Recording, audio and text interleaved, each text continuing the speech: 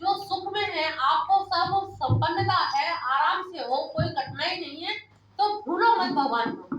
सारे सुखों का सार भगवान कृष्ण। तो सारे सुखों का सार जब कृष्ण है, तो हमें इनको ही याद रखना चाहिए। सुखों में लिप्त नहीं हो जाना चाहिए। भगवान ने नौकरी भी दे दी, घर भी दे दिया, बच्चे भी पढ़ लिख गए, सब कुछ अनुकूल हो गया। तो अनुकूलता में भी इन्हीं की देन है, अनुकूलता का श्रेय इन्हीं को देना है। सुख का सार यही है।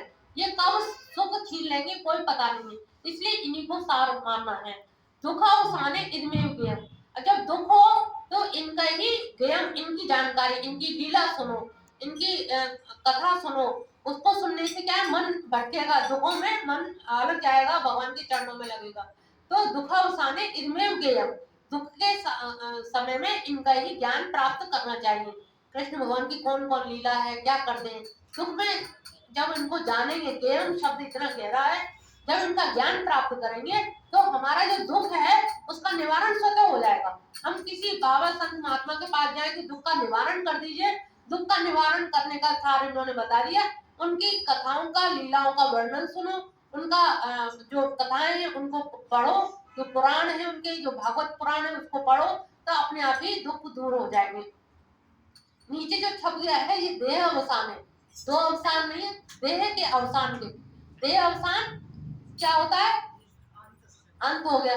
जब देह का अवसान हो तो क्या समझना चाहिए, तब क्या करना है, इदमेव जाप्य।